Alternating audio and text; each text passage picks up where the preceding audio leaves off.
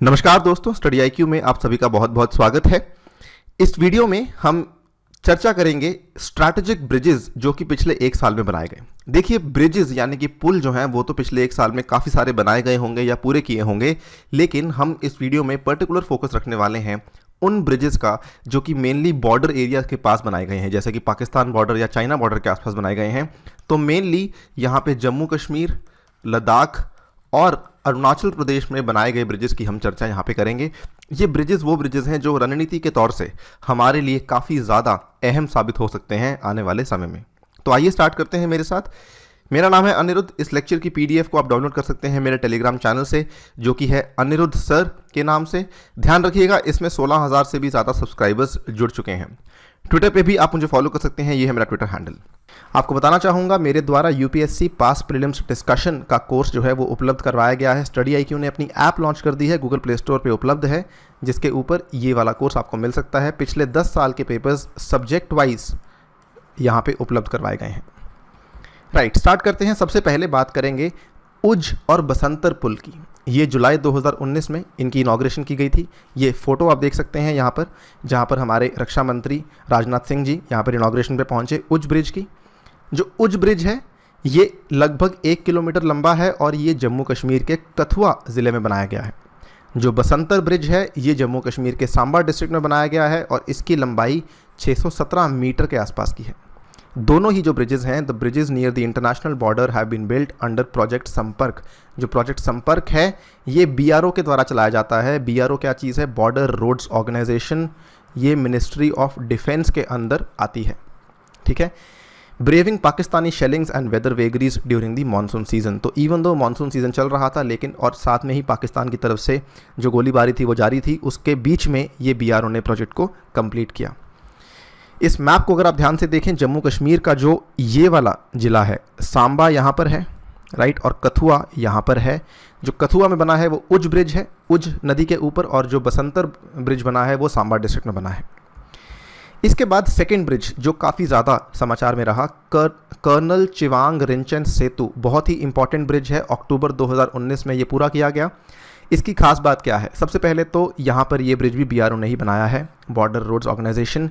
This is India's all weather highest altitude bridge. ठीक है, यानी कि ये हर मौसम में काम करेगा। हाईएस्ट एल्टीट्यूड, सबसे ज़्यादा ऊंचाई पर बनाया गया है, which is about 45 kilometres away from the Indo China border. केवल 45 किलोमीटर की दूरी पर है इंडो चाइना बॉर्डर से, यानी कि ये हमारी जो है एक तरीके से भारत के लिए रणनीति संपत्ति के रूप में काम आ सकता है। और इसको जो तैयार किया गया है ये बनाया गया है श्योक रिवर के ऊपर। और सबसे ज़्यादा खास बात इस ब्रिज की यही है, क्योंकि श्योक रिवर को रिवर ऑफ डेथ भी कहा जाता है। श्योक रिवर का जो फ्लो है वो बहुत ज़्यादा तेज़ होता है। श्योक रिवर एक बहुत ही अहम ट्रिब्यूटरी है इंदस रिवर की, और यहाँ पर कुछ भी काम करना काफ़ी ज़्यादा कठिन है, काफ़ी ज़्यादा साहस लगता है ऐसी रिवर पे काम करने के लिए। बीआरओ ने ये यहाँ पर ब्रिज बनाया था। इस ब्रिज की लंबाई लगभग 400 मीटर है और इसका एल्टीट्यूड लगभग 15,000 फीट है, जो कि बहुत ज़्यादा है। इसकी और इम्पॉर्टेंट चीज़ क्या है कि ये ना केवल लद्दाख के लोगों को बाकी एरिया से जोड़ेगा, लेकिन यहाँ पर स्ट्रैटेजिक इंपॉर्टेंस भी काफ़ी ज़्यादा देता है। वो कैसे? It will be helpful in strengthening national security through border security management. यानी कि आपकी सरहदों के ऊपर जो सुरक्षा प्रबंधन है उसमें काफ़ी ज़्यादा इसमें हेल्प होगी in border areas near China, particularly such as Aksai Chin etcetera in Jammu and Kashmir. यही नहीं, इस ब्रिज के बनने के बाद और भी फ़ायदा हुआ है। सबसे पहले इसके चलते सियाचिन, जो कि कई साल पहले पर्यटन के लिए बंद कर दिया गया था, वो दोबारा खुल जाएगा। ये इलाका आप यहाँ पे देखिए, सियाचिन ग्लेशियर दुनिया का सबसे बड़ा ग्लेशियर है। अगर हम देखें, अगर आर्कटिक और अंटार्कटिक को छोड़ दिया जाए तो सियाचिन ग्लेशियर दुनिया का सबसे बड़ा ग्लेशियर है। यहाँ पर सियाचिन जो है दुनिया की हाईएस्ट बैटल फील्ड है, और ये 35 साल पहले बंद कर दी गई थी for civilians, for tourism. Because of this colonel Chewang Rinchen Setu, ये जो है अब टूरिज्म यहाँ पे शुरू हो जाएगा। राइट, यहाँ पर कर्नल चिवांग कौन थे? थोड़ा सा इनके बारे में इतिहास आपको बता दूं। इनको लद्दाख का शेर भी कहा जाता है। Colonel Chewang Rinchen was born on 11 November 1931 Nubra valley में। ठीक है, इनको लद्दाख का शेर क्यों कहा जाता है? Because he is one of the 6 soldiers of the armed forces who have been awarded the highest Indian gallantry award, the Mahavir Chakra twice. इनको 2 बार महावीर चक्र मिल चुका है, जो कि ब्रेवरी का पुरस्कार होता है, इंडियन आर्मी के द्वारा दिया जाता है। इसीलिए इनको ऑनर करने के लिए ये ब्रिज इन्हीं के नाम पे बनाया गया। नेक्स्ट अब हम बात करते हैं रिगार्डिंग दी अरुणाचल प्रदेश के ब्रिजेस। सिसेरी रिवर ब्रिज, इसको लेकर अलग से वीडियो भी अवेलेबल है स्टडी IQ पे। ये नवंबर 2019 में कंप्लीट किया गया। इसको बनाने वाली ऑर्गेनाइजेशन भी BRO ही है और ये सिकांग रिवर के ऊपर बना है। सिकांग जो है दिबांग रिवर ही है, बेसिकली दिबांग रिवर का एक पर्टिकुलर कोर्स है जहाँ पर उसे सिकांग रिवर कहा जाता है। ये दिबांग वैली में लोकेटेड है इन अरुणाचल प्रदेश। इस ब्रिज की लंबाई 200 मीटर के आसपास है। It provides connectivity between Dibang valley and Siang.